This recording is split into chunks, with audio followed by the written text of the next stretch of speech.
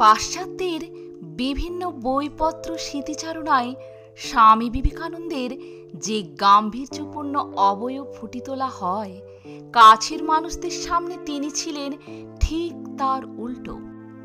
কাজের সময় কাজ, ধর্মতত্ত্বের সময় ধর্মতত্ত্ব, কিন্তু অবসর সময়ে তার মতো প্রাণ খোলা লোক দেখতে পাওয়া ভার।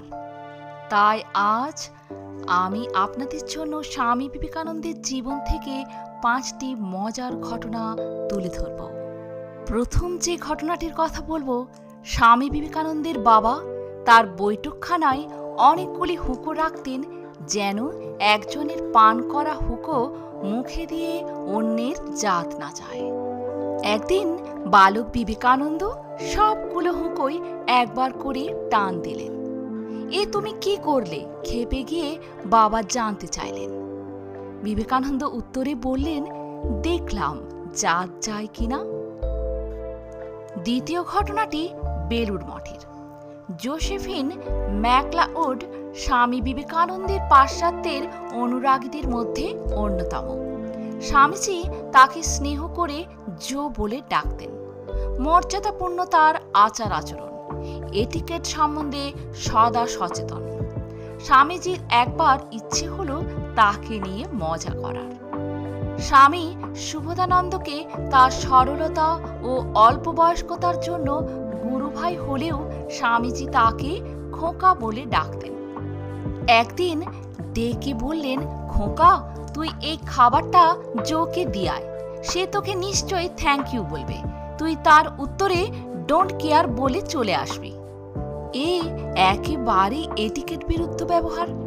সরল সুবোধানন্দ এসব কিছু সন্দেহ না করেই স্বামীজির আদেশ পালন করে জিনিসটা জোসেফিনকে দিয়েছেন। জোসেফিনও যথারীতি থ্যাংক ইউ বলেছেন। শুভদানন্দজিও স্বামীজির শেখানো কথা ডোন্ট কেয়ার বলে যেই না পিছনে ফিরেছেন, তখনই দেখতে দেখতে স্বামীজি ঠিক যেমনটি আন্দাজ করেছিলেন, জো ভীষণ উত্তেজিত হয়ে হাঁপাতে হাঁপাতে স্বামীজির কাছে এসে রেগে ফেটে পড়লেন এবং বললেন, what right has this led to humiliate me? জোর সেই রাগান্বিত মূর্তি দেখে স্বামীজির কি হাসি। একবার এক আমেরিকান পরিবারে থাকাকালীন অন্যদের সঙ্গে খেতে বসে স্বামীজির খাওয়া হয়ে গেলেই যখন তিনি খাবার টেবিল থেকে উঠে পড়তে চাইছেন, তখন তার নারী হোস্ট বলে উঠতেন, আজ কিন্তু খাবার শেষে আইসক্রিম আছে। স্বামীজি বাচ্চা ছেলের মতো মুখ করে আবার বসে পড়তেন আইসক্রিম খাবার লোভে, আর মজা করে বলতেন, নারীদের স্বভাবই হলো পুরুষদের প্রলুব্ধ করা। প্রখ্যাত নাট্য নির্দেশক গিরিশচন্দ্র ঘোষের সাথে স্বামীজির কথা চলছে।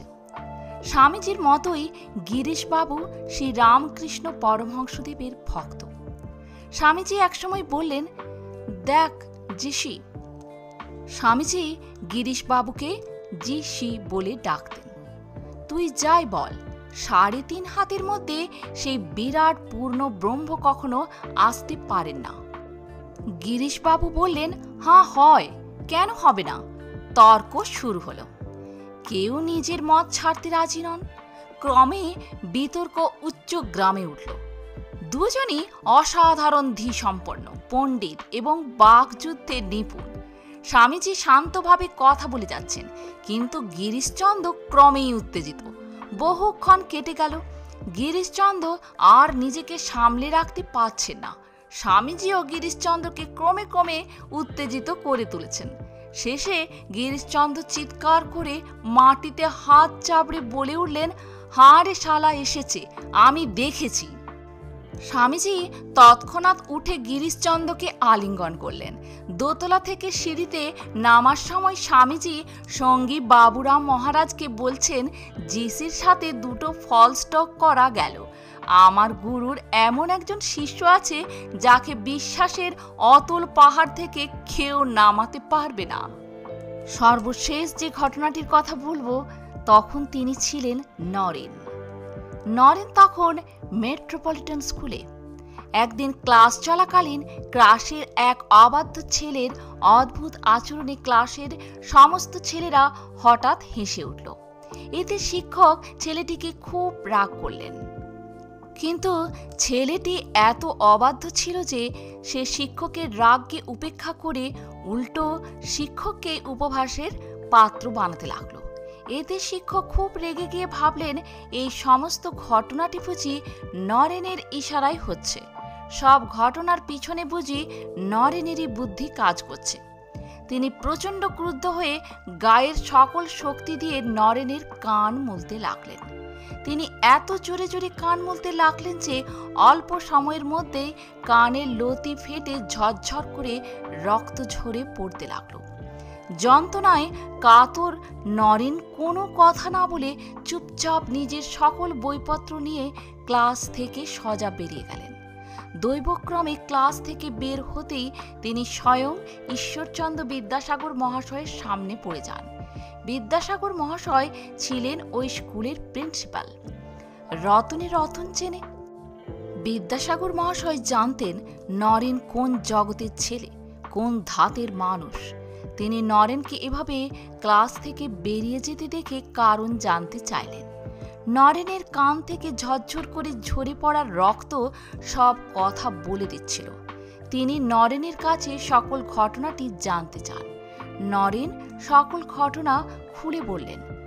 তখন বিদ্যাসাগর মহাশয় নরেনকে সাথে নিয়ে ক্লাসে প্রবেশ করলেন।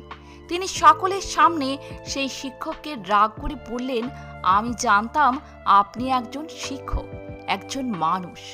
এখন দেখছি আপনি একজন পশু। ঘটনা বিচারের ক্ষমতায় আপনার নেই।